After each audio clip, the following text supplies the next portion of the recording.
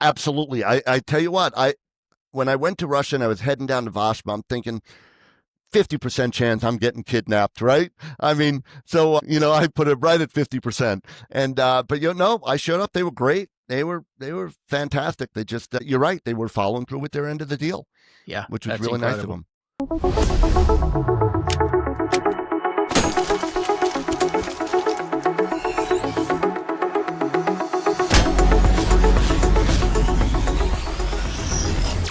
Hello and welcome to Making Shooters Better, brought to you by Laser Ammo. I'm your host, Terry Vaughan, and today this is a conversation I have been looking forward to for weeks. It is going to be with Mike Farrell, who is an airline pilot and has been involved in the pilot training and pilot selection throughout his entire career. He also started Smart Firearms training devices, which he thought would address, and certainly I think so too, inadequacies in the firearms training arena. I've been looking forward to this chat since you and I met back in IACP in Denver this past year. Mike, thank you for joining me and welcome to the podcast. Thanks so much for having me on, Terry. And yeah, I've been looking forward to it also. I think we had a great chat in Denver, and I was really looking forward to exchanging ideas with you because the little we got started on in Denver, I felt we really had a lot of the same thoughts on this. Yeah, we connected really well. And it was difficult for me because I kept hearing all of these various people around me saying, ask Mike this, ask Mike that. You got to talk to him about this. You got to talk to him about that. So I have a list of questions because at the time I'm like, no. Stop. Everybody stop. Don't tell me a thing. I want to hear this for the first time when we finally get you onto the podcast. So I really have been looking forward to exploring some of the things, the rumors that I've heard. Oh, great. For the last few weeks, I would just at the time, I'm like, la, don't say anything. Okay. Just save it for the podcast. So I always start out with each of the guests asking them, how old were you when you first started shooting? Okay, let's see. I have to go back a little bit here. I would say when I really first started shooting was in '03. So 2003. So what are we at now? 2025. So take away 22 years. So I guess I was about 34 years old when I started shooting. Okay, so relatively speaking, a late adopter of shooting. Absolutely. Like I grew up in New York City, and two groups of people had. Yeah, I grew up in Flushing, Queens. Two groups of people had guns. Cops and bad guys, right? So I grew up with guns, kind of maybe visible to me, so to speak, in the periphery, but really they weren't something that was part of my everyday life by any stretch of the imagination. No one in my family shot. No one was cops in my family. So when I grew up, getting out of high school, guns were not part of my life growing up at all. That's so interesting because as an Englishman, because the rules and laws in England were so strict for firearms, Sure. I had a very unique upbringing in this, so much as I was able to shoot as a kid. I shot air rifles and 22s and other things. So I actually shot from a very early age, but that's not the norm. The majority of people didn't live in the country and have access to what I did at the time. So my impression, at least, kind of growing up before I moved to the US, was in America, you are born with a pistol in one hand. Absolutely. And a rifle in the other. So when I got here and found there, obviously, people from cities particularly like, no, I've never shot anything before in my life. I was like, really? It just surprised me. And I think part of that impression is because of American television. It sort of, absolutely, it lends itself to this idea that everybody here shoots and has shot since they were, knee high to a grasshopper. So it's always interesting where people started. So if you started somewhat late, I kind of get the impression that it's probably there was a catalyst for that, and that most likely, because usually when there's a catalyst for these things, it was pistols perhaps versus rifles. You're 100% correct. Yeah. So basically, I've been an airline pilot all through the late 80s, the 90s, all through, until now. Yeah. But after 9/11, I was flying for an airline, and they started the Federal Flight Deck Officer program in response to the attacks of 9/11. So they needed volunteers, and, in a lot of ways, I really believed in it. I felt that creating obstacles for potential takeover attempts Yeah. was money well spent, time well spent. My only uh, hesitation in going to do it is, well, I don't know anything about guns. So, am I really helping or am I hurting? So I put my name in the hat, and and that was it. They just, back then it was, uh, you know, I forget some of the, it was mostly psychological testing. I think what they really wanted was they they wanted someone that wanted to help, but they didn't want anyone who was dying to be a cop, right? And Yes. and so they wanted pilots to understand that, like, hey, we're going to train you for a very specific reason, and it's definitely not making you on traffic stops, on your way to and from the airport. So a lot of it was, you know, where you were at psychologically, and because they were worried, that uh, you potentially are giving someone some power, legal authority to use force, and they just wanted to be careful about, um, you know, what type of person they were handing that to, so that was really it. So then, I don't want to jump ahead here, but and that was it. I think, 6 months after I put in for it, and it could have been longer, it could have been shorter. I don't really remember. Yeah. Went for a final meeting with a psychiatrist or something like that. Luckily, I was found sane, which was good. And then I think maybe a few weeks after that, I went off to FLETC, a federal law enforcement training center in New Mexico, Artesia, for firearms training. And that was really, like I said before, that was gun 101 to me. So, it was basically, but what was great about it in the training, only a week long, but the training from the moment you got there was, this is a gun, okay, and these are the parts of a gun, and that's the end that shoots, a very basic. And what was great about it is by the time you left there, you really felt competent, because Yeah. I mean, every day was, and I don't remember, if I'm giving you a number, it's made up in a way about how many rounds were shot, but I think in that week you probably went through about 1,800 or 2,000 rounds, Yeah. and that's live fire. So, and then you have all the simulator work and all that sort of stuff. So it was from dawn till dusk of firearms training and defensive tactics training. So it was great for me, as someone that had never really been around guns before. It was a fantastic exposure, because the instructors could not have been better. They could not have been better. So I do think yeah, it's interesting that they psychologically tested all the pilots to find out if they were sane. Like, you're flying an aeroplane with a lot of people on sure. board. You'd think, but Oh I yeah, can understand they're trying to avoid the cowboy sort of mentality of, if something happens, I want to be the first line of defense. And you're like, no, 100%. you keep the damn plane up. Right. Secondary to that is potentially, having to stop a threat if somebody breaches the cabin. But it is funny that they psychologically tested Oh yeah, no. the pilots to make sure. Yeah, because some of the other pilots that took the test, you're wondering about it. Like, okay, you failed a federal flight deck officer psychological test. Like, where do you sit now in this whole overall picture of, we're giving you an airplane every day filled with people? But I think what it was is, it wasn't really looking for sane versus insane. And just so you know, we basically get evaluated every 6 months when we go in as pilots, Yeah. for our medical, where part of what the doctor is looking for, they're trained to look for, is things that are not right mentally with you, that, like, Yeah. something has gone wrong and all that. So, and human beings are human beings, and it's something that we don't necessarily pay enough attention to, is mental health, and that it can change. Like, let's just say you broke your arm tomorrow, right? Yeah. We can all look at you and go, oh man, Terry, that's terrible, you broke your arm, right?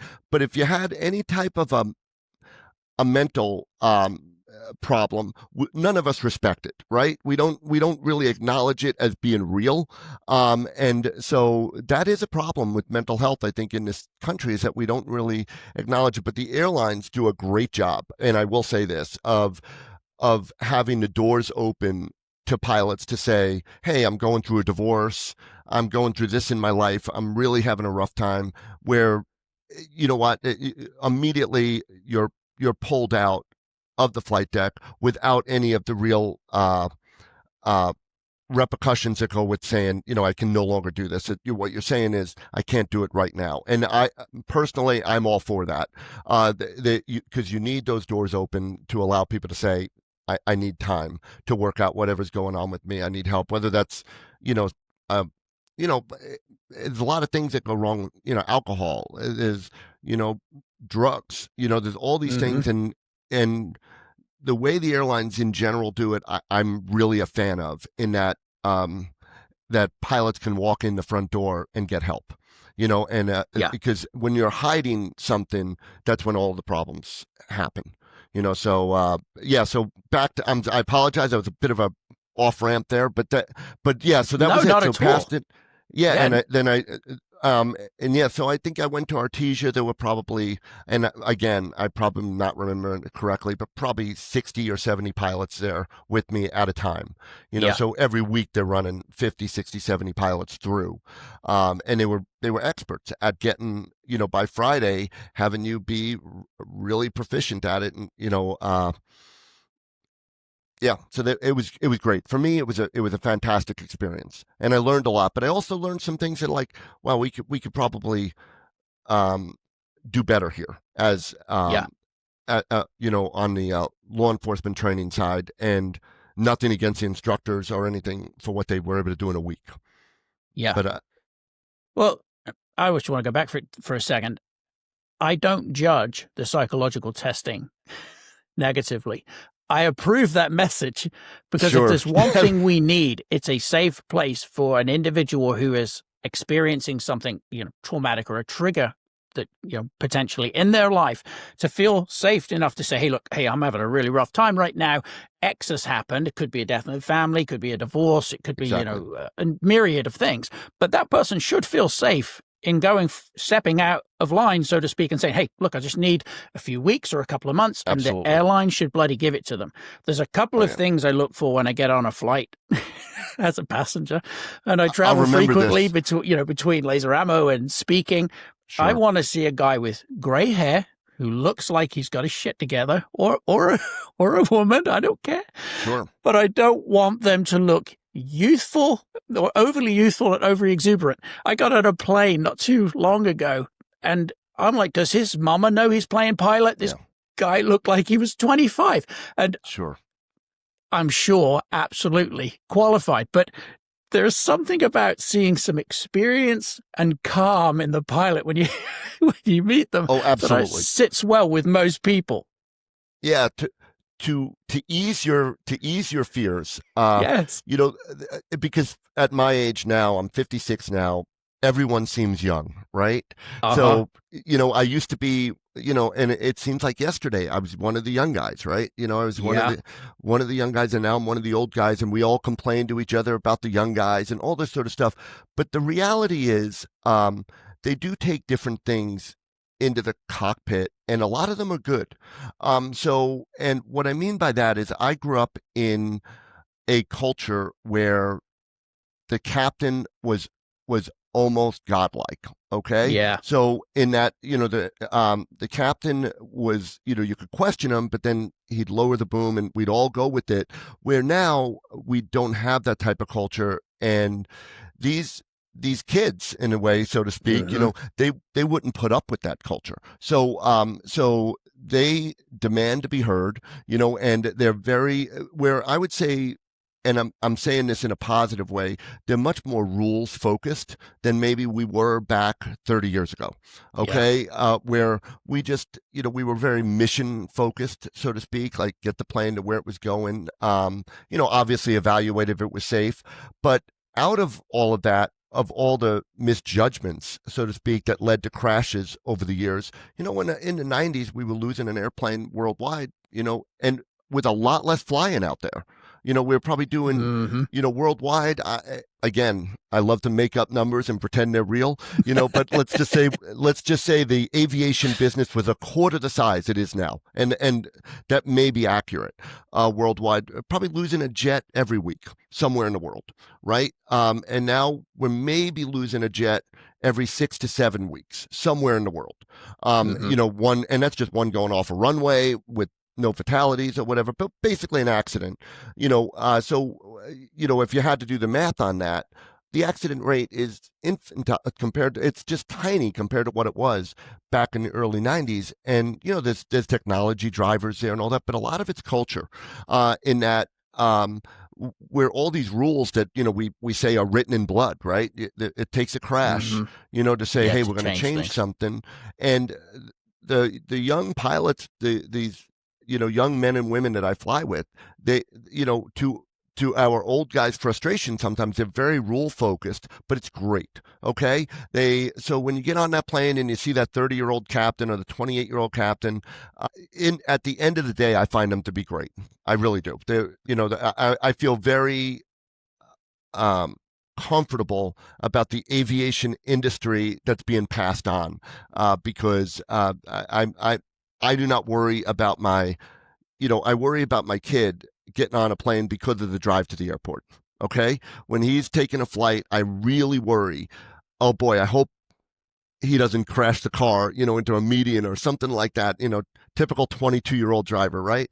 Or whatever. But once he's on that airplane, I'm done worrying until he gets to where he's going.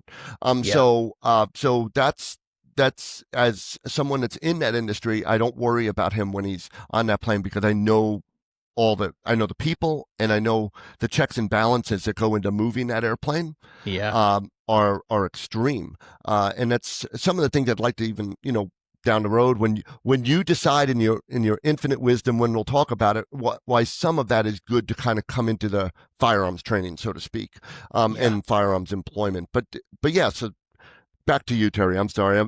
I'm the worst. I know. I'm the worst. This is great stuff. Listen, I understand that my bias was at play, getting on the plane and seeing the young guy in there and going, sure. I want the Sully looking dude at the front of the plane. I get it. Believe me, I wish I looked like Sully. Yeah, I know. We all wish we looked like Sully. Yeah. So, although can I just involving Sully, that's kind of a funny story. I was I do what's called professional standards for the union. Okay. Basically it's regulating maybe disputes between pilots, that type of thing, before they get out of hand. But I was at a conference, I think it was in Seattle, and I'm talking to a guy and, he just happened to be there for the conference also. And, so I'm talking back and forth, what airline you with, blah, blah, blah, all the usual small talk type of stuff. And he was an American Airlines pilot, but he had been at U.S. Airways before the merger happened and all that. So it tells me it's Philadelphia based, and that was a very small base for U.S. Airways, or not that small, but small enough that I just happened to say to him, wow, that's you in Philadelphia. And this is back. I said, did you ever fly with Sully? And he looks at me and he goes, and he said, well, I did a takeoff with him. And I look right at him and I go, oh my God, this is Jeff Skiles. This is the co-pilot on the Sully airplane. And he's standing right there in front of me. And it's pretty funny.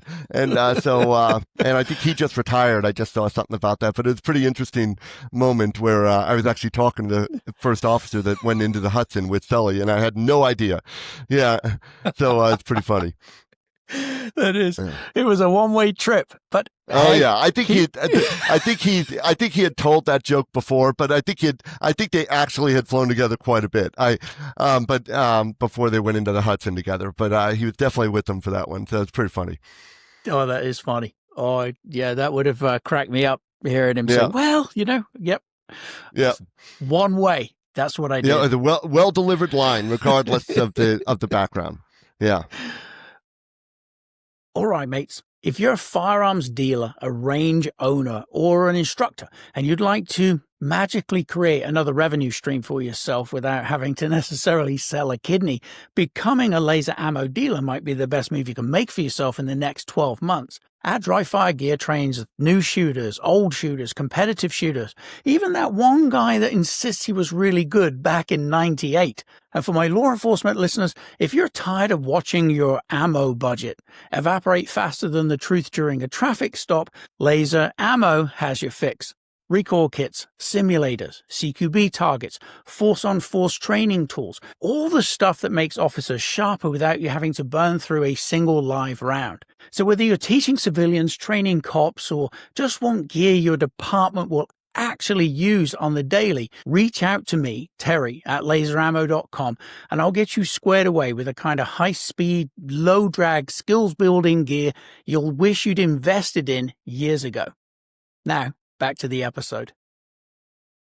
All right. So as I mentioned at the very beginning, somebody was talking to me at ISCP after you had wandered off and we'd had our initial conversation, and they said something about you buying a plane. And I caught the tail end of something before I said, stop.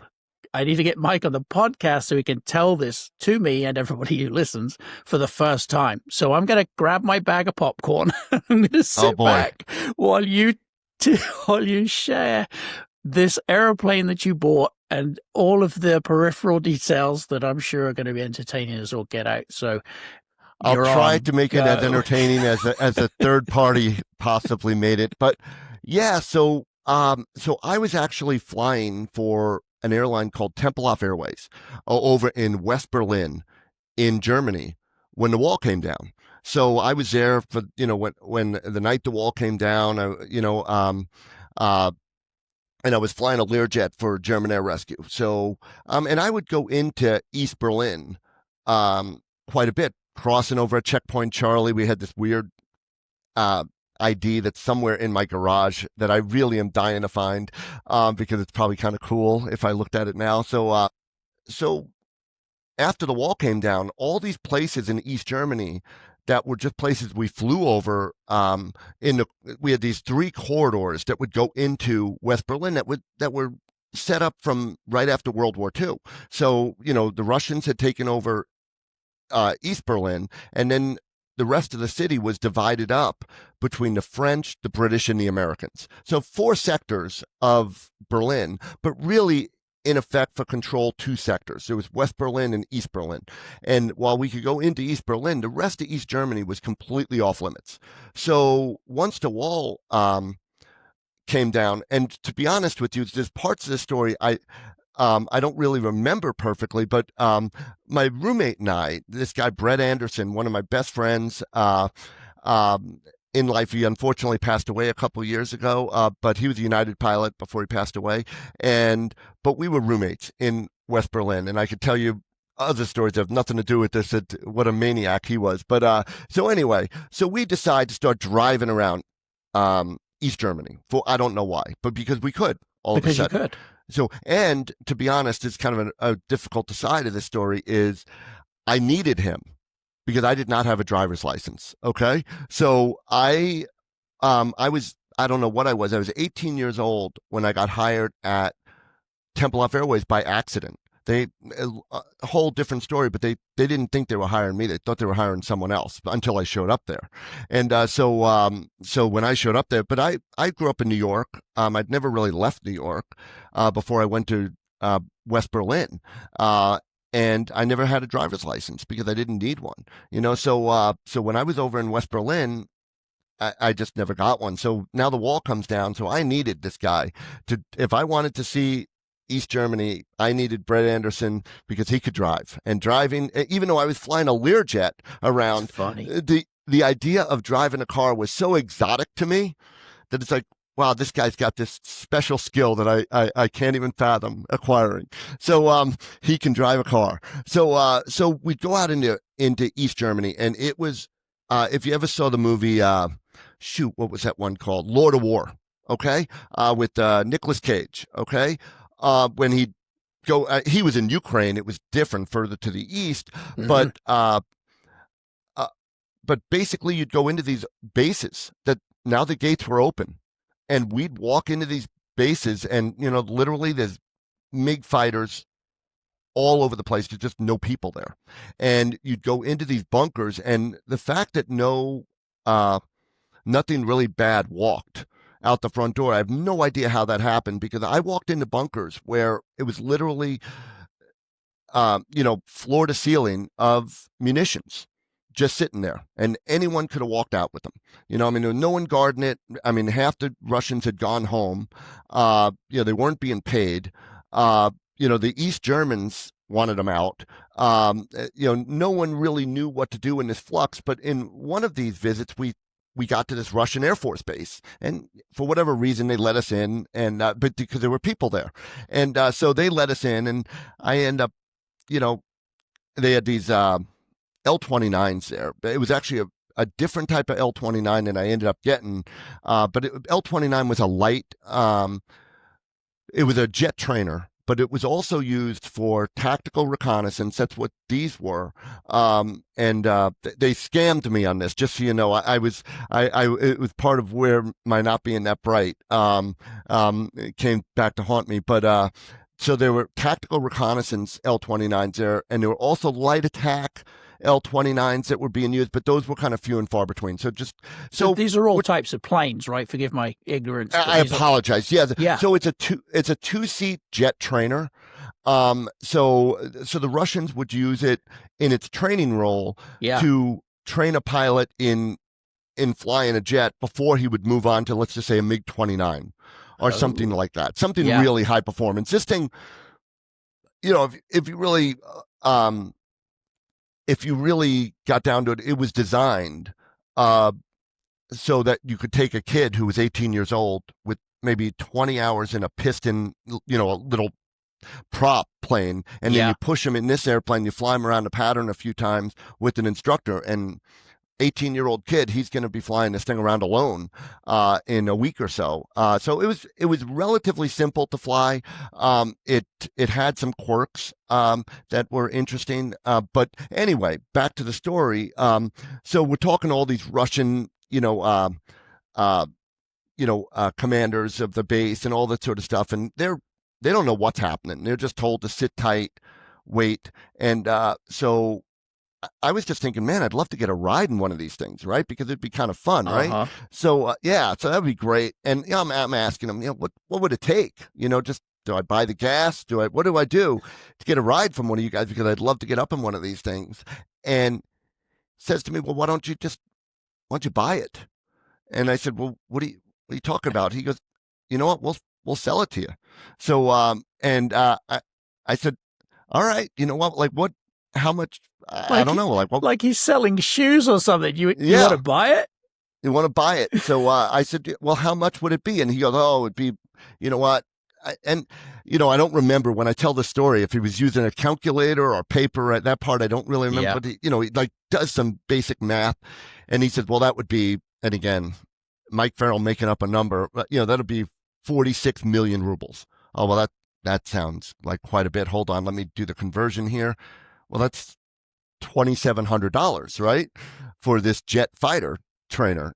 So I said, you know what, I think I can swing it. And to be honest, take my money. Yeah, but be honest, back then, $2,700 was more than I had. Okay, so that was more spare cash than I had access to. So I said, well, all right, you know what, let me try to work something out here, and I'll come back. And sure enough, I came back, and I brought him the money, and I said, so I was not even thinking, how am I going to get this thing out of there? But so I go, all right, great, we'll box it up for you. Come back in 2 weeks, and it's just going to be in a box for you, and you could just, I guess, take it out of here or whatever. So go back home to West Berlin, or now Berlin, and so they have the money now, right? So they have my $2,700 or whatever. Go back out to the airbase, and it is a ghost town. Okay, the planes are gone, the guys are gone. I don't even know who they are, right? So I don't even know who these guys are. So I mean, and I don't think there was anyone at that base. Like, I don't even think there was a janitor left over. Like, I mean, they were gone.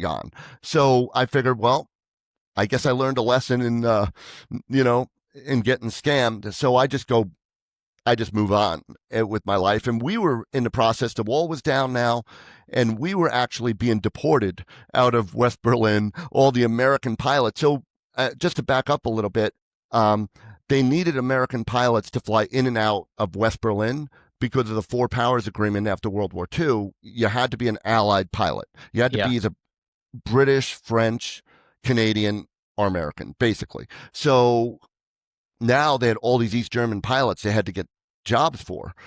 So they're kicking all the Americans out as fast as they can. All right. Like, I mean, so even my cat was deported, you know, and that cat, damn it, was a German citizen. So, I mean,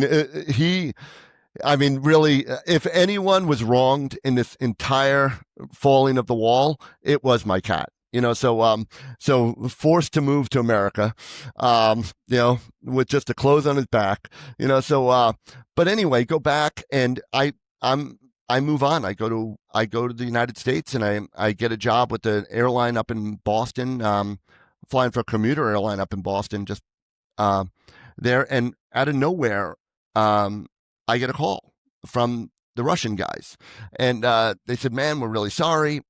They moved us out of we moved us out of the base. We're back in Russia now. If you want the plane, you can come and get it. You know, and you come and get it. I said, all right. You know what? I guess I'll do that. So I forget, you know, what I did, but you can fly to Russia then. No big deal. It was all wide open. So I flew into Moscow and I went down to a base. Shoot, I can't think of the name of it now. Oh, Vashma. Vashma was the name of the base. So I went down to Vashma. And did you tell anybody you were going there? You know what? I don't really remember. Back then I was hopping on planes just because I could, you know. I'm a traveler. I love to travel. I like to just put my feet places they've never been. So for me, it's like I'm off for 5 days. They want me to go to Russia. I'll go to Russia. No big deal. So no big deal. Yeah. But sure enough, I get to the base. They're all there. And there was a little bit of a switch on the airplanes, less interesting about it. But anyway, but they're like, you know what? Sign for it. And we have some additional paperwork. It was all in Russian. So, you know, it didn't matter to me. So you didn't know what you were signing. It should have, but it didn't. So I signed for it. And that was it. They said, well, box it up and we're going to send it over the border into Helsinki. And then it's going to go on a ship and it's going to go to Baltimore. And I go, okay. And then when you get it in Baltimore, just unbox it and it's easy to put together. It's like a big Lego toy. And you can start flying it. You know, it wasn't that simple, but that's how, you know, they made it to be. So anyway, so I said, great. You know what? All right, I guess I'll be talking to you guys. And I had their phone number now, which was nice, you know. So, and that was it. I go home. I think I spent the night in Moscow or whatever, which was great. And then I went home and I'm home for maybe a week and I get a call from this woman in Russia. And, you know, she just tells me, hey, Mr. Farrell, you know, hey, I just wanted to let you know we have your airplane. I go, oh my God, that's great. Is it already across the border, ready to get on the ship? That's great. She goes, oh, no, you don't understand. The truck driver who took your plane has now taken it to our village and we're going to keep it. And I go, well, that sounds terrible, right?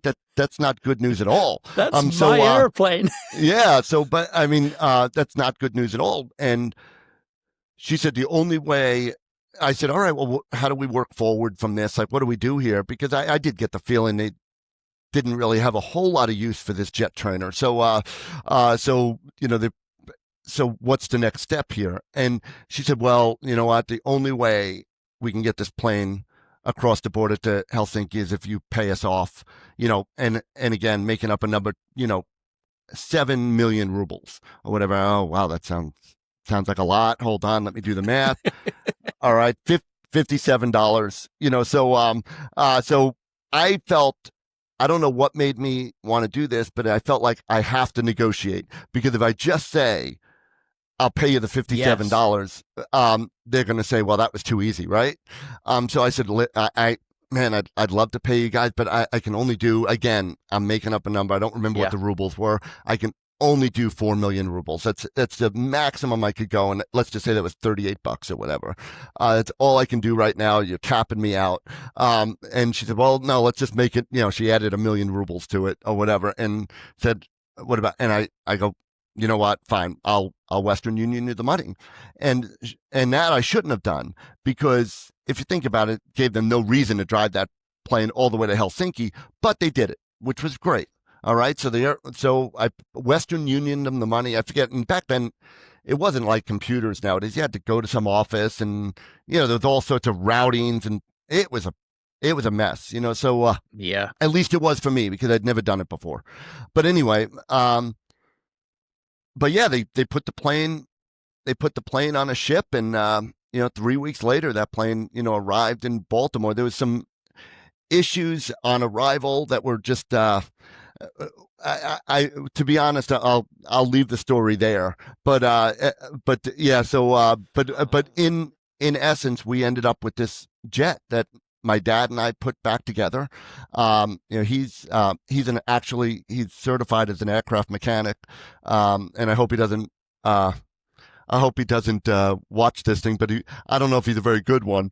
But we put the thing together and we flew it for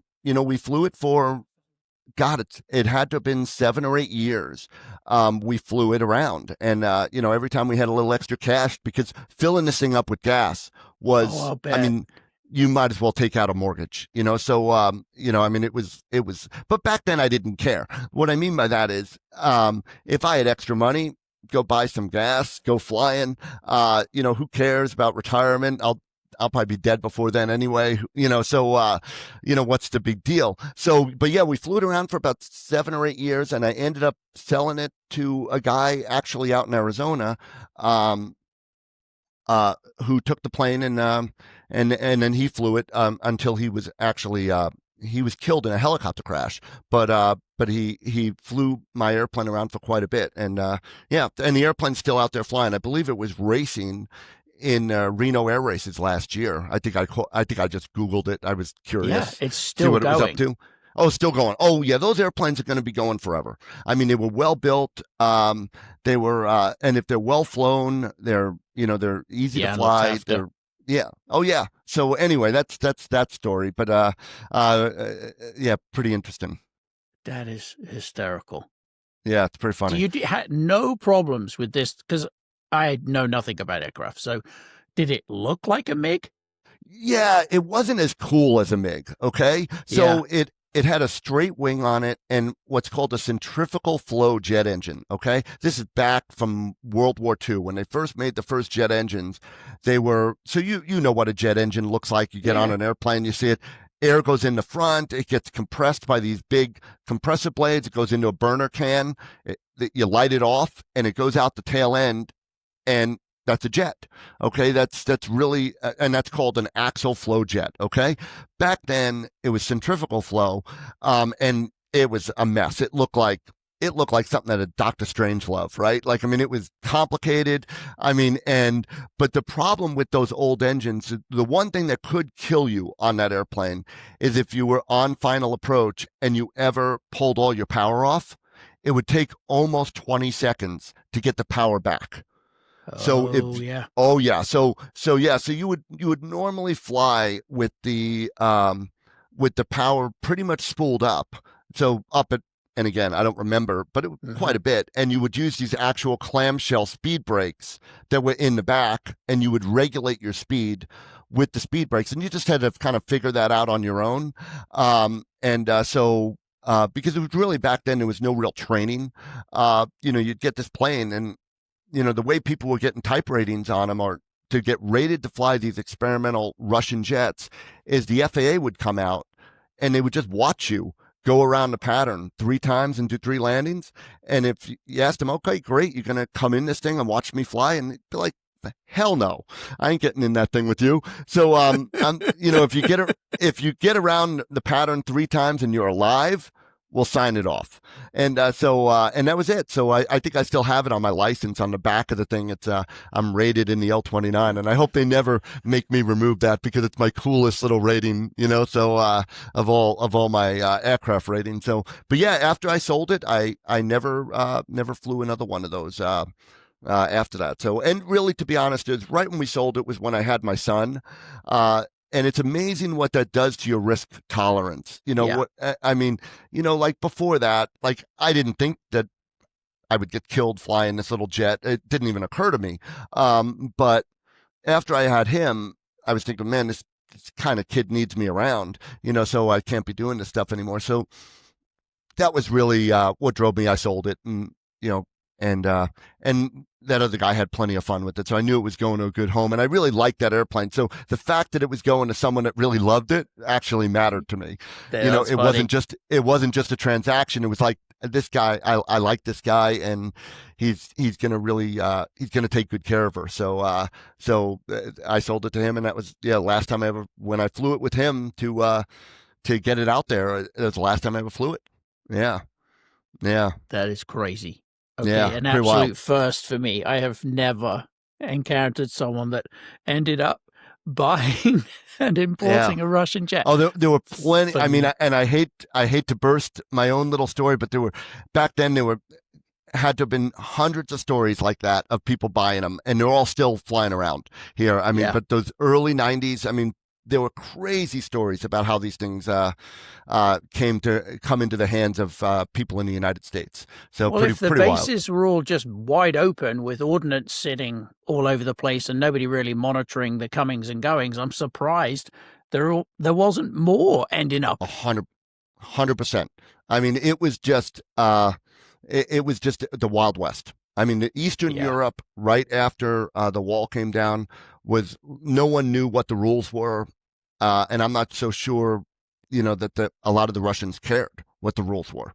So it was they knew Russia wasn't taking care of them, so Yeah. they were gonna make their own way. And I haven't talked to this guy, and you made me think about it now that we're thinking about the story, but the colonel that I bought the airplane from, he ended up moving to L.A. The Russian colonel, Oh, yeah. that's funny. So he moved there in maybe the late '90s, I think, and I talked to him a few times. He was a good guy, and but definitely a criminal, but a good enough guy, but I haven't talked to him in forever. So I'd actually you've motivated me to go through that phone and see if he's still in there. Yeah, see if You he's still know, there. And obviously, shady as all get out, but the fact that he followed through, called oh you and said, hey, we still have it. Sorry about the mix up, but can you come get your plane? That is unbelievable that he followed yeah, through. absolutely. I tell you what, when I went to Russia and I was heading down to Vashma, I'm thinking 50% chance I'm getting kidnapped, right? I mean, so I put it right at 50%. And but no, I showed up. They were great. They were fantastic. They just you're right. They were following through with their end of the deal, Yeah, which was that's really nice of incredible. them. Yeah. Well, I'm glad I held off asking you for this story because that is absolutely amazing and so much Well, fun. well, thank you for letting me tell it because I have fun every time I tell that story. Yeah. Yeah, as my son would say, that is absolute law. That is, and I'm sure your son probably feels the same way because there are Oh very no, few dads that can say, he I can't. imported a Russian jet, no big deal. He can't stand that story. He's heard Oh, it way too many so times. many times. That story is the height of boredom to him. All right, because it takes a while. It's got too many players in it. It's like, good God, Dad, just get it over with. Yeah. So yeah. Oh no, he hates that story. Yeah, there's nothing about that story he likes. Yeah. Oh, that's funny. All right, so I'm going to change tacks now. So you Fair started enough. shooting in 2002. Obviously, it was pistols first. And I know you said the training was about a week. You did 1,800, 2,000 rounds, just an estimate, of course. How did you find shooting a pistol? I mean, was it something that you kind of Yeah. took to fairly naturally, or did you work that entire week to end up dialing that thing in? Absolutely. I worked the entire week. So there were some pilots I was there with who were shooters. They were guys that enjoyed shooting. So really, it was easy for them, but they actually asked us on the first day, what's your background? Like minute one, it's like, what's your background? And I told them, you know what, I have no background, and I wasn't the only one. There was probably 10 other people that, and what was great about being one of the slow learners, so to speak, is they assigned us with the absolute best instructors. Okay. Yeah. So, I had these instructors that were, I still remember what they taught me, in that week. Like I still remember and what I loved about them was they were not concentrating on the exotics, so to speak. It was concentrating on these basic skills that, I've watched, you know, thousands of gunfights because of the line of work, I'm in at Smart Firearms. I'm always trying to think what really happens out in the world, whether it's civilian gunfights or law enforcement gunfights and all that, and how'd they transpire, and what went wrong, what went right, all that sort of stuff. What made the difference, and really, what I found is if you do the same thing every time, and your basic habits, so to speak, are well formed, you're going to do a lot better than someone that changes things up every time they go to the range. That was one thing that they really were really good about, is every time you did things, it was exactly like you did it the last time. Yeah, there's and fundamentals. You cannot go fundamentals. to advanced in anything until No, the basics are mastered. You've got to and have the bread and butter first. 100%. And they made it that, like, at the end of this week, you're not going to be an advanced shooter. You're not going to be an advanced shooter. We're hoping to make you a competent shooter.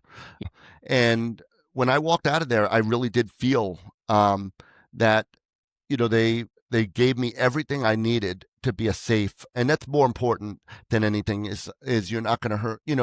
There's nothing worse if something were to happen that you shoot yourself down the leg, you shoot a Yeah. teammate. That tends to lead to not a good outcome for that gunfight, right? And makes you fewer friends, right? So when I walked out of there, I felt like, even though there were some things about the training equipment, I felt, and I even talked to the instructors about it, but I felt the training that I received from a person to person Yeah. basis and all Was that couldn't have been any better. unparalleled. I could not have paid for that type of training if I wanted to. And when I walked out of there, I felt like, you know what, I can safely employ a weapon, against an adversary, and that's great. And for a week, I would think that that's about as good as you can hope for. Yeah, no, I think that's Yeah, a great goal. yeah, Walking out feeling confident, or as confident as you can be. I think there's some misconception that instructors see a newbie, someone who's never touched a firearm, and go, "Oh, this is going to be horrible." Most of the instructors I know, it's the complete opposite. You see someone there say, "Listen, I've never shot a firearm before." First of all, they always tend to, for whatever reason, sound somewhat apologetic that they haven't fired right, something before. sure, I don't give a shit. I'm like, this is yep, probably the best news ever. Why? Because right, they're coming in without any baggage, and you can say, "Okay, I'm going to mold your fundamental skills into something now that builds your confidence." Both in your familiarity with the firearm and the ability to put rounds on target where you intended them to go.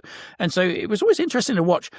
There was always a bit of a swagger with guys standing next to people who'd never shot before, and then they invariably shot like crap. And then you'd have this newbie 100%, who would be, okay, I just want to soak it up, help me be better. right. And they would listen to everything you were saying and shoot usually really, really well. No bad habits.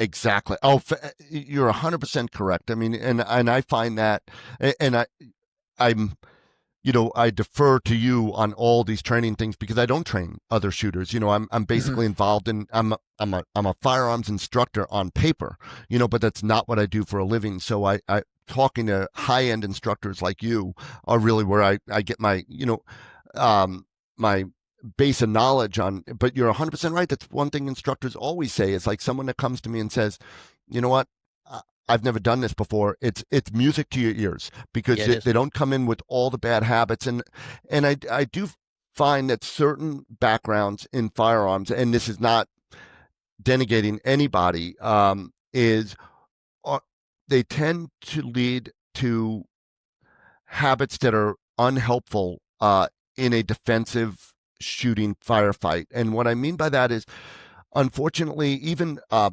hunting background for the kid went hunting his entire life. 5 years old, gets his first rifle, and he's been hunting with his dad the whole time. And you know what? You're shooting a deer at 200 yards or whatever out or something like that.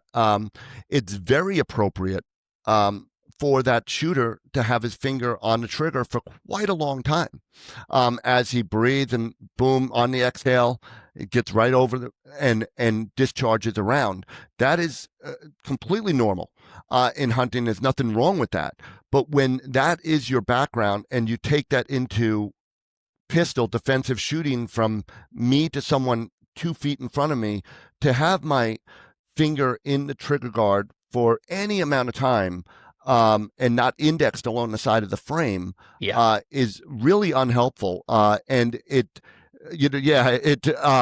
can lead to a shooting that never should have happened. So, normally, normally I would say that we, even once rounds are fired, and let's just say in law enforcement, and subject is down, and they're deciding, does this person need another one? Is he still in this fight or not? It should be back at index, in that you're deciding if you're back to the decision part of the OODA loop, of saying, what am I going to do next? And having your finger right on the trigger tends to create a lot of problems, even so much as a sympathetic reflex. You're grabbing at something, or startle reflex, where someone comes up behind that officer, which I've seen. And when I talk about law enforcement gunfights, I want you to know that what I mean is, the firearms instructors at the academies I've talked to, the videos I've, watched, what I want to be clear is, Mike Farrell's never been in a gunfight. So, everything I learned secondhand. Thank goodness. Okay. So, thank goodness. Blessings. So, blessings. Right. So, but even someone coming up behind that officer and grabbing his shoulder and saying, are you okay? Yeah. If that finger's resting right on the trigger, you're very good chance you're going to get another discharge out of it. Yeah, because you've got bilateral symmetry. One hand is doing one thing, and if you have flexion, you're likely to recreate it on the other side. I want to go back just for a second, because not everybody knows what an OODA loop is. So share with us an OODA loop. Okay, fair enough. So, basically, the OODA loop was created, believe it or not, by a fighter pilot during the Vietnam War. So, and now you're going to get me back on what my observe, orient, decide, and act. Yep. So, 56 years old. You're younger than me. So this stuff only by 1 year. Oh, is that right? I thought you were a kid. Oh, all right, never mind. So I met you. Thank I'm like, you so much. This kid, give me a break. So, all right. I did not know that, Terry. Wow, you're 55. Well, you look 55. great. Yeah. Thanks, well, so all right. Yeah. Rest of us got old. I don't know, but so anyway, but yeah. So basically, so the OODA loop is a really interesting thing in that a fighter pilot during the Vietnam War decided that in any action, we have to basically observe what's going on.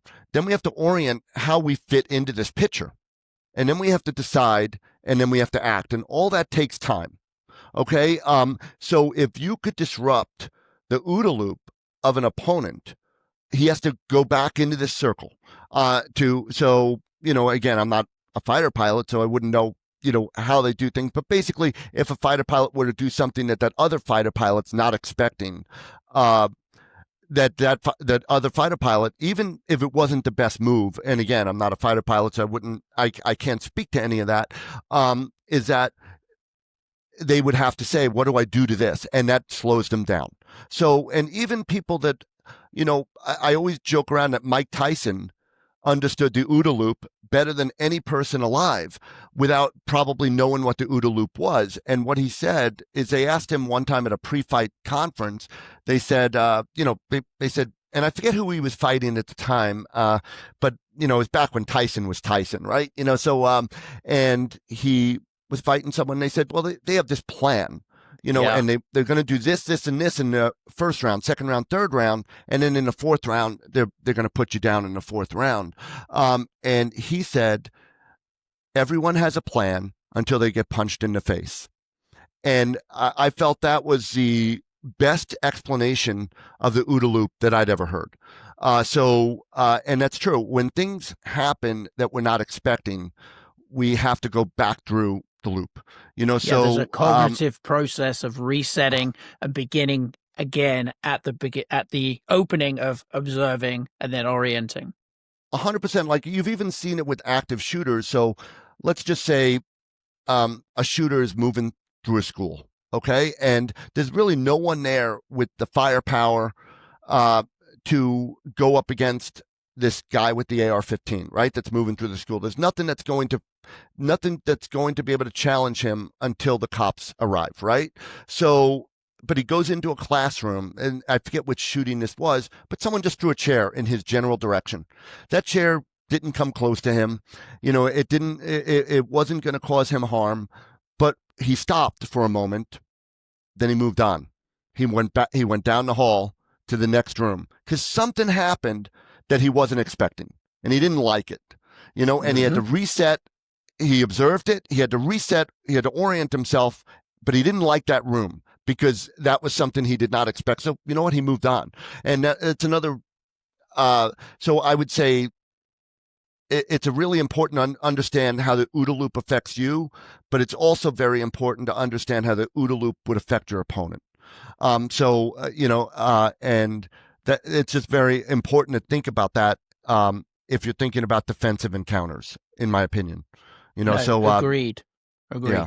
And for most people outside of military or first responders, OODA loop is a foreign term. We teach personal safety and often refer back to the OODA loop in terms of an individual being observant, absolutely, but also then deciding to act in an unexpected way if targeted, so that there is a reset for the observer, the potential bad guy or whatever doing their thing.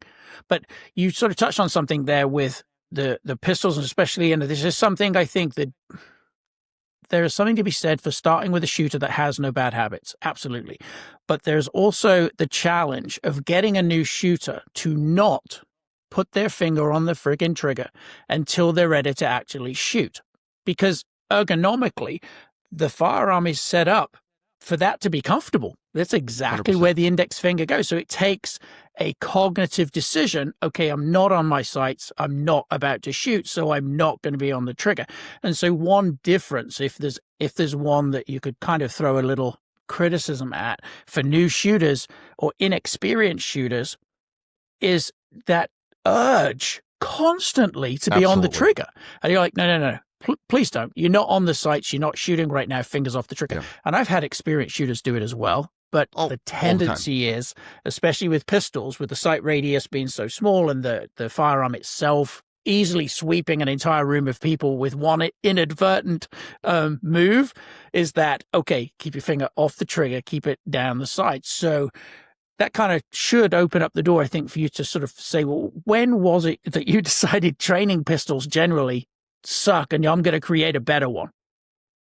Yeah. So while I was at Artesia, I think the Border Patrol who trains at Artesia also, they had a firearms accident. And,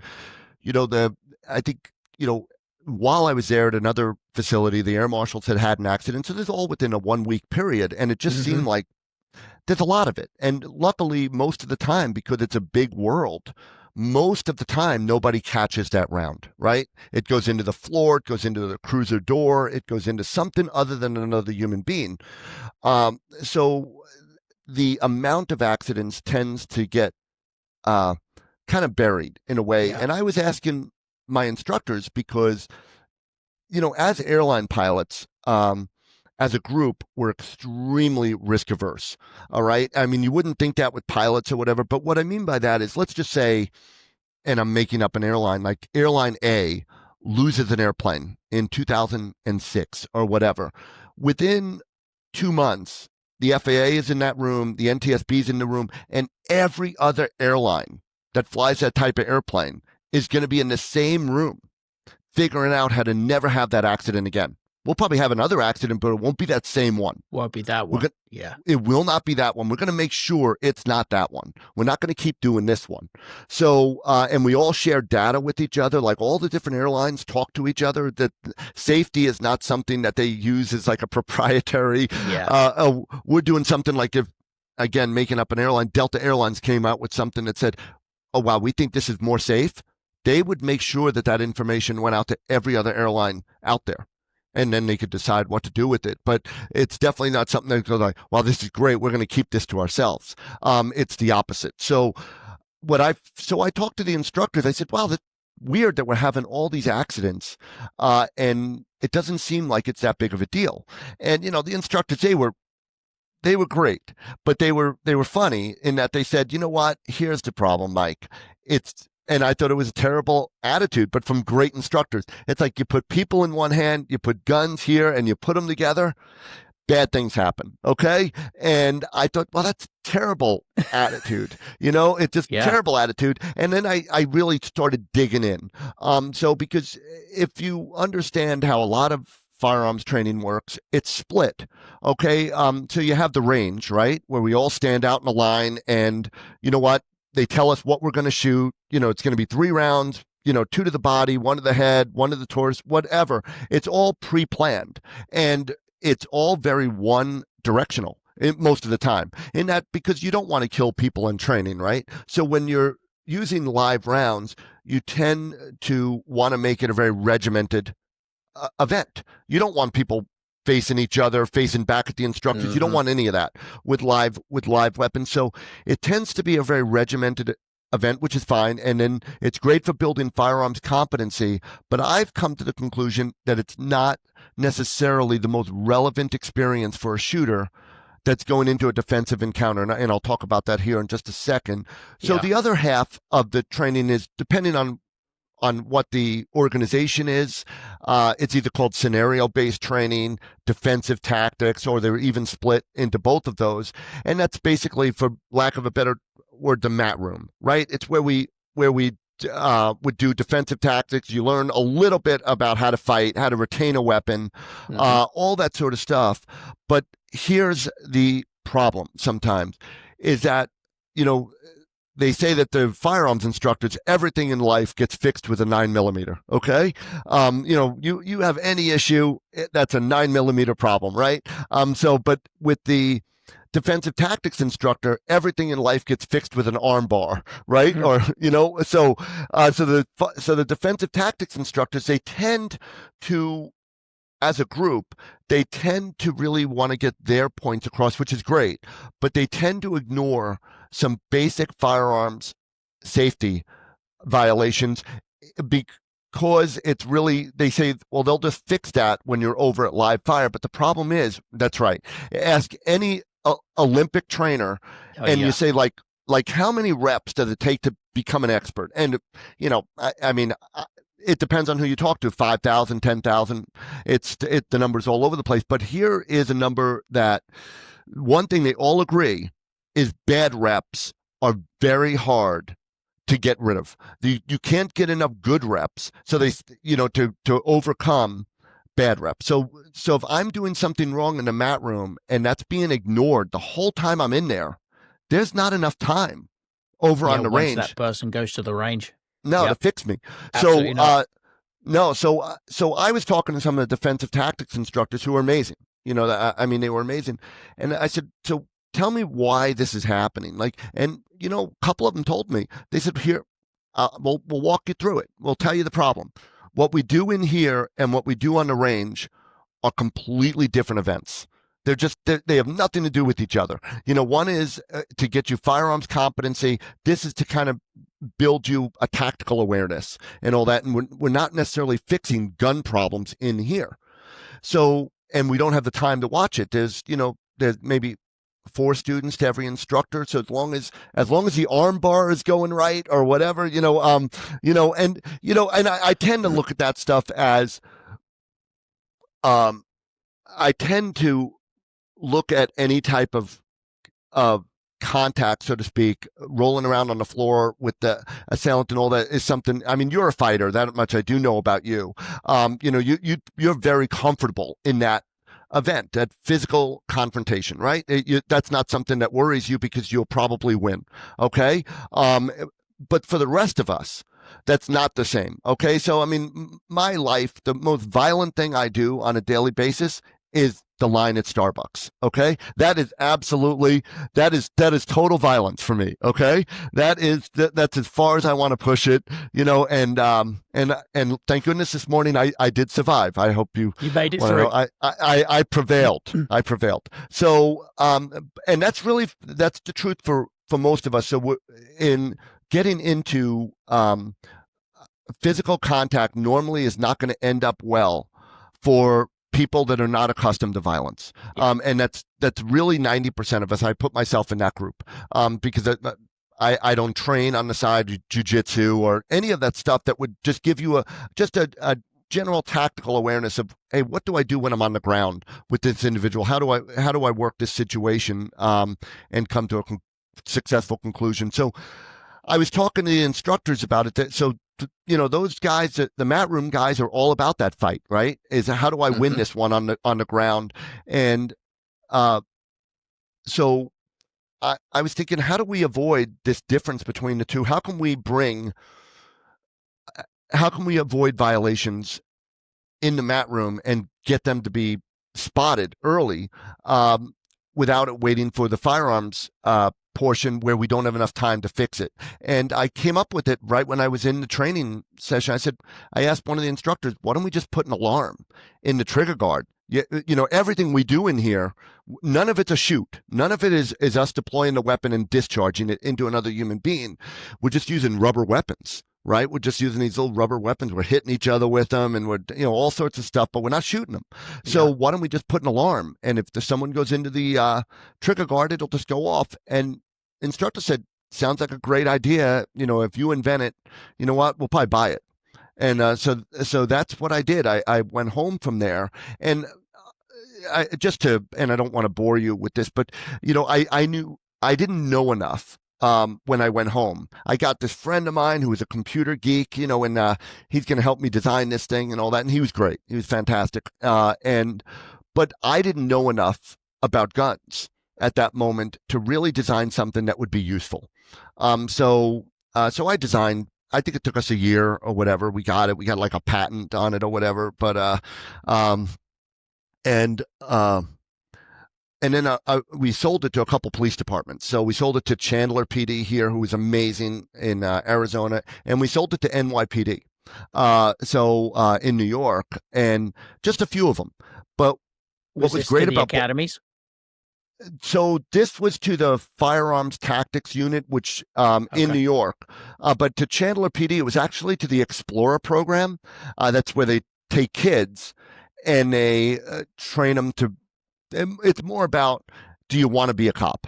And it's like almost scouting for police departments. And I love those programs because if a kid wants to be a cop, it's a great look-see for that department to see, do we want this kid? But what's more important, in my opinion, is that some people decide during this process, man, I'll tell you what, I do not want to be a cop.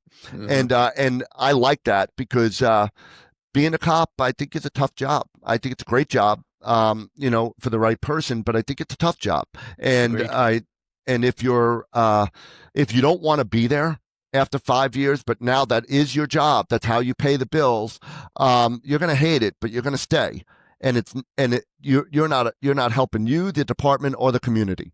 All three are losers in that event. So I love the Explorer program. But what was great about both the NYPD Firearms Tactics Unit that took some of our guns, and Chandler Police Department, and Phoenix actually took some too, is that they ruined my weekends. Okay, every Friday they would write me a list of things that made this gun completely unworkable. Okay, it was just an absolute. I was trying to come up with a British term for you, load of rubbish, right? So, yeah, I want to assimilate with you, So but a load of rubbish. So, but anyway, but what they would do is they would tell me this is why this is not working. This is why just having an alarm is not enough, because there's all these other situations where it may be completely appropriate for that person to have their finger inside the guard. And so what we did is when we started it, it may have had two algorithms built into that trigger guard to say, I'm going to alarm or I'm not going to alarm. And then by the time we were done with New York and Chandler Peter yelling at us about what was wrong, I think it had like 120 algorithms, all different things that would adjust the timing just based on what it was looking at in the behavior of your finger. So, so prepping the trigger on a longer shot, that type of stuff. Yeah. It was all things that and so after they were done with me, we sold it. We started selling it to a lot of the other departments, and we, to this day, we continue to have our ears open to learn from the departments, hey, what we want and what we don't want. Because I always say that our current gun is built by defensive tactics and firearms instructors, because they tell us what works and what doesn't. And we're constantly building a better weapon system for them to teach it. Because one thing you never want is, while you want people to observe, the basic firearm safety rules and all that sort of stuff, what you really don't want is to make your shooters afraid of the guard either.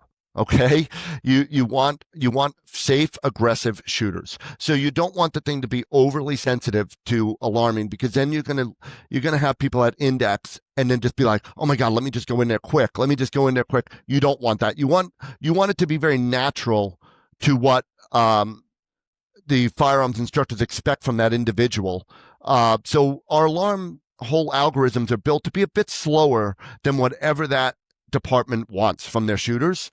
So if, again, talking in terms of numbers and seconds and all that, it's really not a good way to look at it, because every shoot is different. It's basically everything is padded. So even your slow, deliberate shooters are going to be left alone. But if people who just migrate into the guard are going to get alarmed. So that's kind of how the weapon is set up. So to do that, and we felt it was a massive improvement over the rubber training guns that they were using,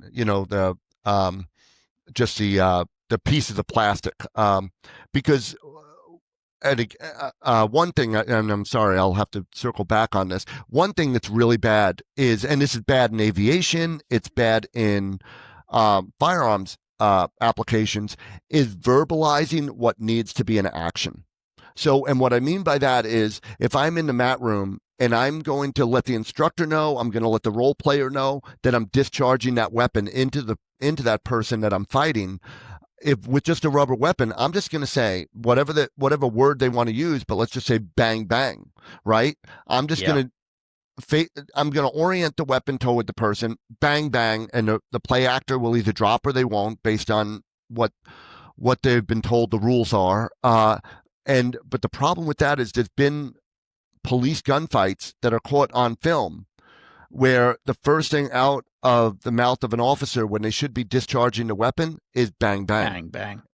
And that's not something that you cannot go after that officer for that. That is their brain taking them right back to a relevant situation to them, which was the mat room, which simulated the fight they're in now. And they're literally just replicating what happened. I think, you're a pro at all the learning laws and all that, but I believe that's what's called primacy.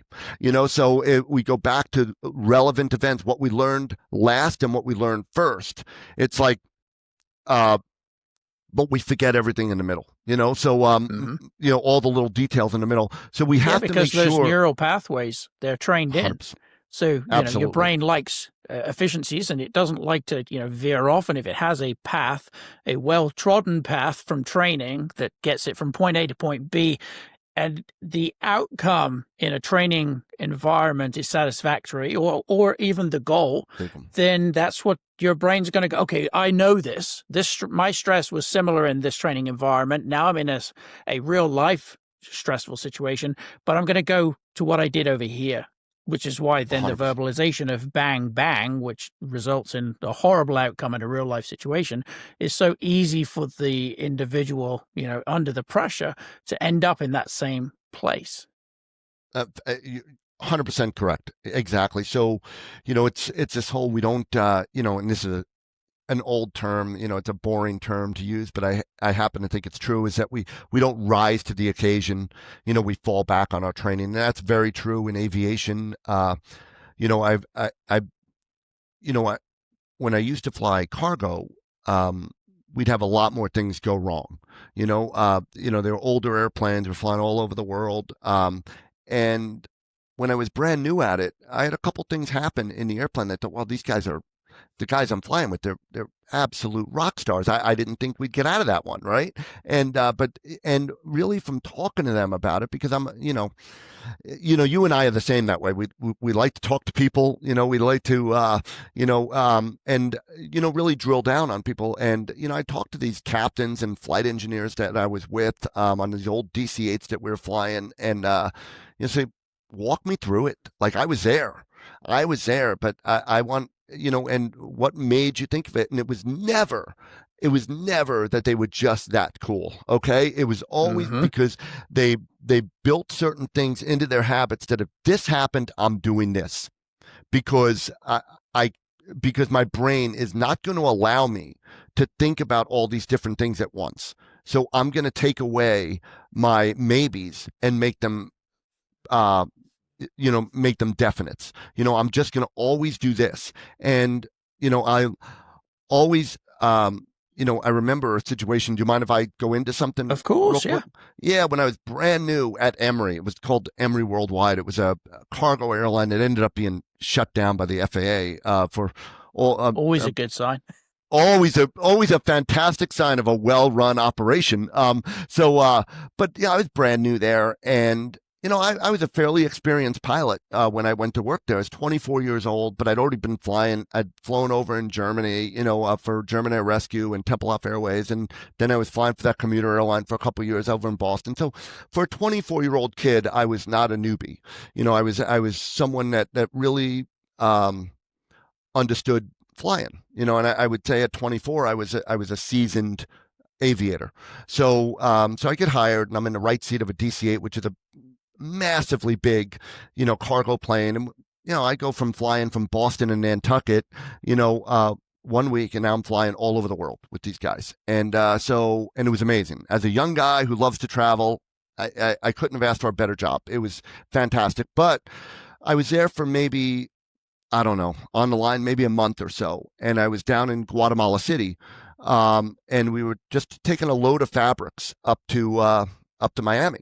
And I was the one who was going to be doing the takeoff. So they load all the cargo onto the airplane, flight engineers doing all the numbers and all that sort of stuff, all the takeoff numbers, and taxi out to the runway. And on any airplane, the captain is always taxiing the airplane to the runway. And then he gives me the airplane on the runway. And these airplanes were very complicated to get in the air. It took 3 people of all working together to do their jobs and work together to get them in the air. So I'm rolling down the runway, the flight engineer setting all the power levers to make sure they're right. And one concept that I just want to talk about real quick is there's a speed called V1. And when you pass it, it's a speed at which you no longer have enough runway to stop. Okay, if you decide to stop, you're going off the end, but you're not in the air yet. So you got to keep going if something goes wrong. And hopefully under most circumstances, you're going to get into the air just fine. So, and that's assuming even that you lose one of the engines. So we're rolling down the runway, and we're using what's called a reduced power takeoff to save the engines from wear. And after we pass V1, so now we're committed, we're going flying. The captain says to me, Mike, I got it. He took the airplane away from me. And I figured that's Mike Farrell screwing up one more time. He'll explain it to me later what I did wrong. But as this is unfolding in front of me, I'm now seeing what's going wrong. We're not gonna get off the runway. So he asks the flight engineer first from max power. So flight engineer moves up, and man, it had to have been 3 or 4 seconds later, he says emergency power. So that means flight engineers pushing them all up, and that means all 4 of those engines have to come off the wing for maintenance. So you're basically saying we're going to cause $15 million worth of damage right now, okay? Because if not, this plane's not flying. So you know it just from hearing that emergency power. This is really bad. So so I can see the end of the runways coming up, and I'll remember it fairly well. We're doing like what's called a flaps 12 takeoff. So the flaps are extended to 12 degrees. Okay. So, and then he just goes, flaps 18. And so, 18. So, all right. Now he starts to rotate us off. And in that plane, you could not rotate off more than about 8 degrees or you would hit the tail on the runway. All right. So you had to rotate to about 8, 9 degrees, and then it would come off the runway. Then you'd increase your pitch out to whatever you were going to climb it out at. So, so he's, so now the end of the runway is coming up. We're at emergency power, flaps 18, and he pitches us up, and I can tell because I'm enough of a experienced aviator at this point, we're not going flying. This plane's not going to lead the runway. And so he tells me flaps 35, which was a landing setting, but it was just more flaps just for a little bit that it'll just give us enough lift. So I go flaps 35, and then he rotates us, and we hit the tail on the runway. You could feel the tail hit, and the end of the runway is already gone under the windshield, and there's a ravine off the end. So I remember I just grab onto the glare shield because I fully felt that I didn't want to touch anything, because if anyone was going to save our lives at this moment, it was this guy next to me. Okay. I did not want my clumsy hands getting in the way of anything that was going on. And I'll still remember this old Air Force flight engineer who was in the back. He knew that we were probably not going to make it. And I remember him saying to the captain, "You got this, boss." And I'll always remember that. And you got this. And so he rotates us off. We hit the tail, and then we come off the ground. We really came off the ground as we went off the end of the runway. All right. Yeah. So immediately the stick shaker starts going off, and that means you're about to stall. Okay. And he very calmly says to me, "Don't touch the gear, Mike. Don't touch the landing gear." Because what you could have in some airplanes, if you want to reduce drag, the first thing you'd want to do is raise the landing gear. But in these cases, these big doors have to open up next to all the landing gears, and that drag from those doors would have killed us right away. So so he flies us off, and sure enough, you know what? We get out of the stick shaker, and he walks me through fixing our problem, getting the flaps back to normal. We're definitely going back into Guatemala City because we have 4 engines that probably have not a whole lot of life left in them after what we just did to them. And what had happened was they had weighed our cargo that morning. It was about 80,000 pounds of cargo going to Miami. It was fabrics, and they weighed it 80,000 pounds. But then it rained all day, and the fabrics were soaked. No one knew it. They were soaked. So we were overweight by probably 50, 60,000 pounds. So, and no one knew it. But when I talked with the captain afterwards, he had all of these things in his back pocket that were just things he definitely always would do. And that calling for max power, anytime there's a question about performance, he knew where he was with the flap settings. He knew all of these things ahead of time. That wasn't something that he just, he went into the situation and these were things that he wasn't even thinking about. They were things that he already had. And it was like, that's really important, because under stress, I couldn't do one thing straight. I mean, I could listen to him and follow his instructions, but if I had been in charge of that airplane on that day, we wouldn't have made it, because I would have, I would have had to think about all these things, and I would have missed one of them for sure, and we would have went off into that ravine. So it made me think, and he told me that. He goes, "These are all things we talked about it at." This is actually, sorry, funny aside. We're coming back around, and we're dumping gas just to get our landing, just to get our weight down so we can land on the runway. So we're dumping gas, and I'm working with the flight engineer, dump the gas. And I remember the captain yelling back at the flight engineer, "And put a call in that we're coming back. You get us 3 hotel rooms, Hilton or better." All right. And I always remember going, that's probably one of the things in his, but he had thought about this all before. This wasn't like he went into this takeoff and had nothing in his back pocket. He had all these habits that had been formed over years and years and years. And I really feel that that's important with guns also, that we build these habits that are just with us all the time. These guys, they have a million different guns. They love their ankle holster, but they love their paddle holster in the back, and they love this and they love that, and they do all these other things, and they're hobbyists, right? And that's fine. But they have to realize that if they're not shooting all the time, they're doing themselves a very big disservice by not having the same thing in the same place all the time, and this is what I'm going to do every time, so anyway, just an aside on a story that really got me thinking about, really, how do you have all these things in your back pocket ahead of time? Because you're not going to think about it on the fly. I can promise you that.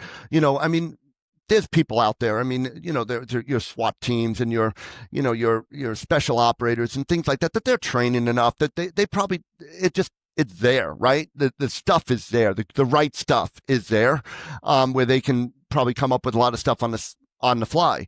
But I think for the majority of us, and I don't include you, you shoot a lot, you train a lot.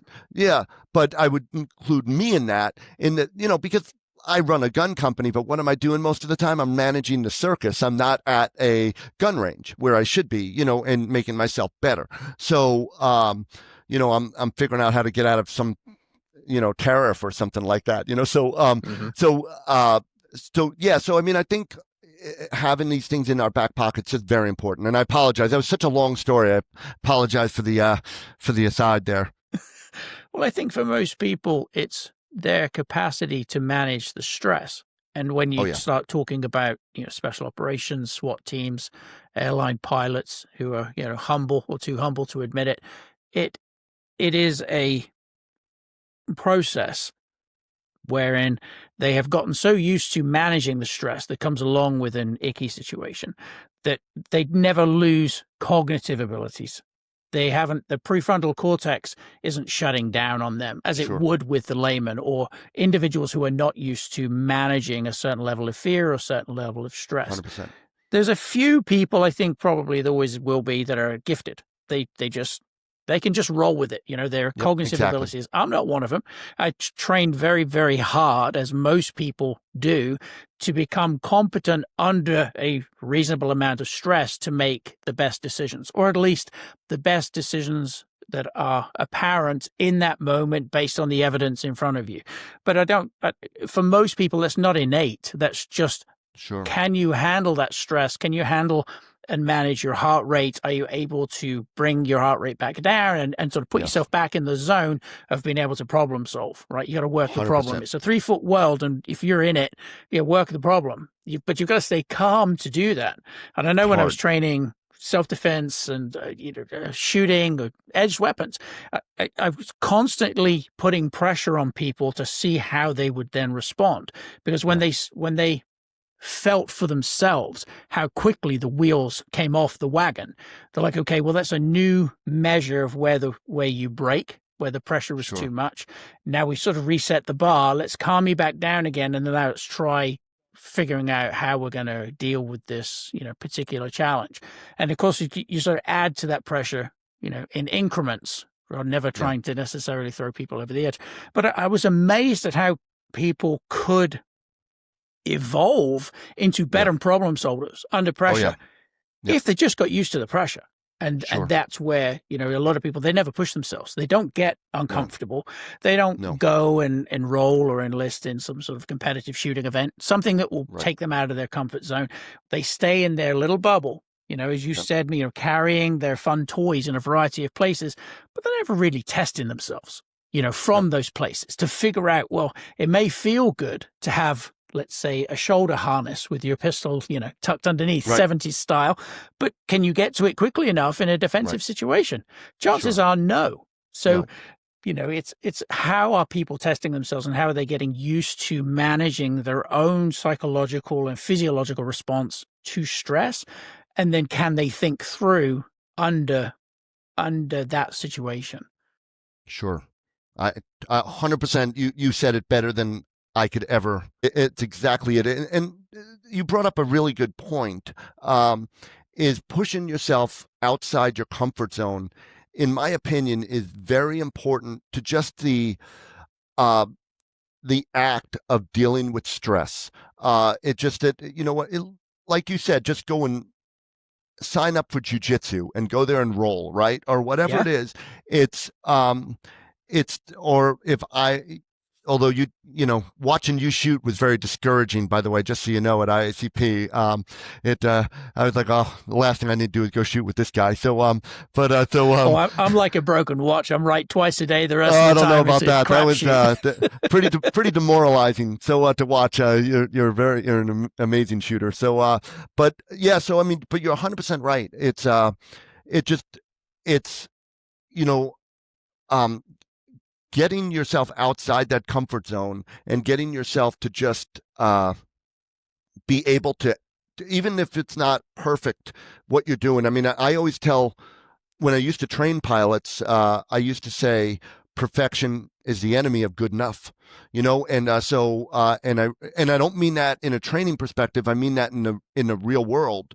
Just Mm-hmm. go with what's simple and good enough.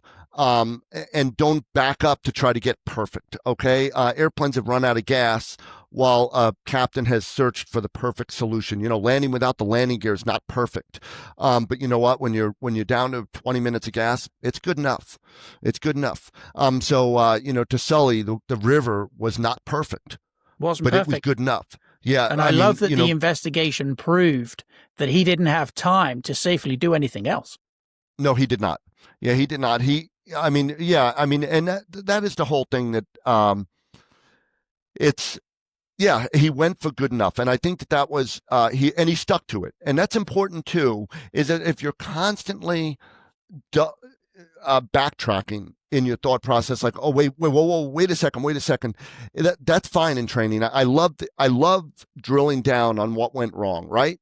If Mm-hmm. we were to go shooting together, and you know what, we sit there for 20 minutes afterwards, and you walk me through all the little things that went wrong. That's fantastic. We love it, right? That's great. But in a real situation, what we have to go with is what's simple and what's available to us and what is within our capabilities. Okay. So, Mm-hmm.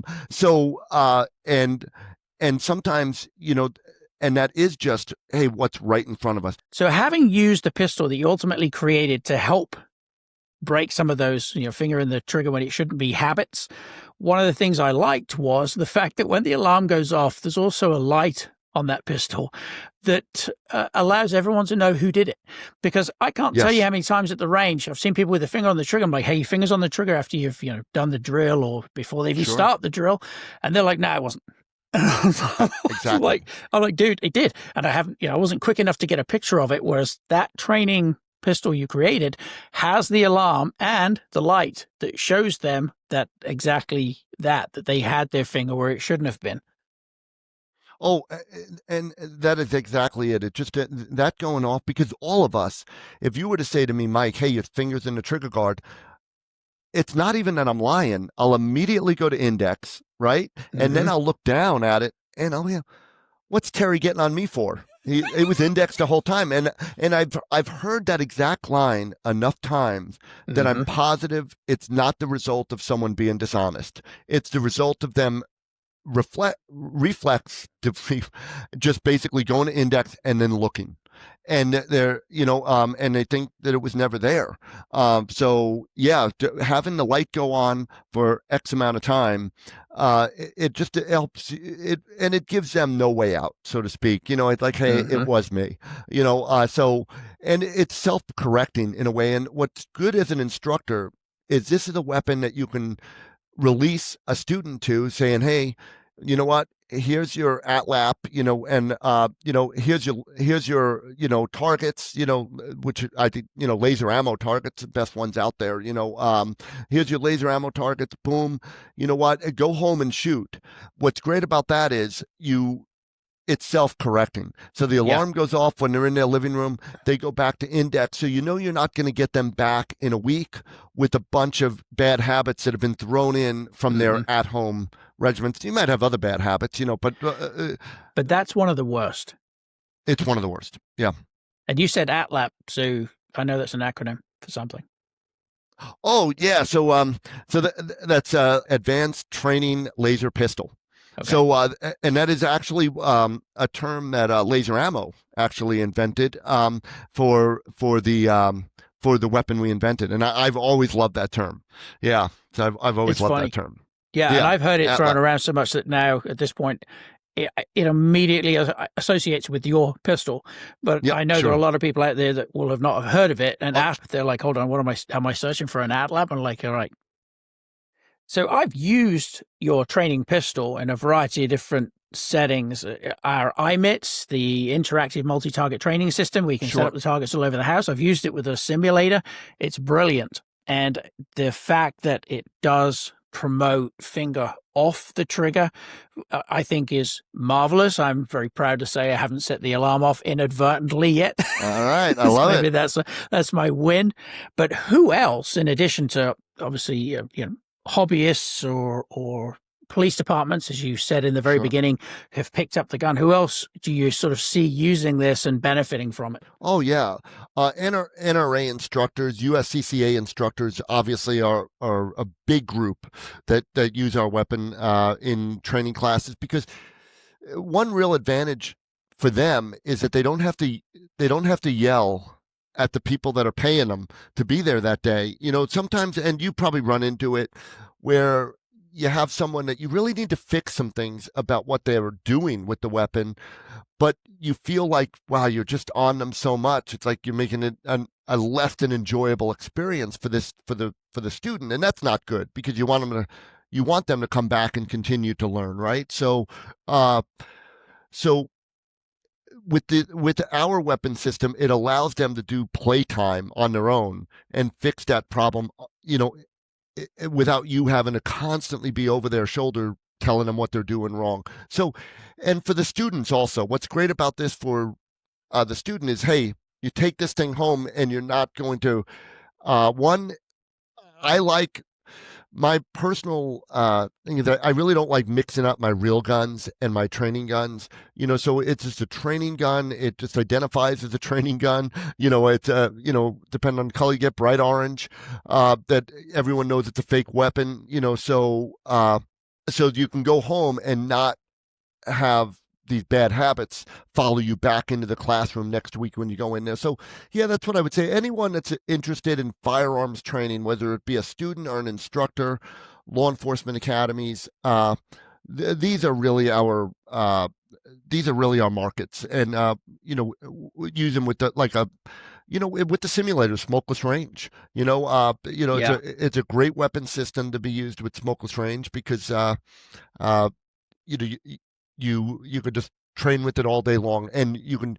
What I like about it with smokeless range, and thank you for bringing this up, the skills drills. Okay, so what I love about it with the skills drills is because we're trying to beat time, right? On a skills drill, we're trying to beat the guy that went before us. We're going to beat the guy who is going after us.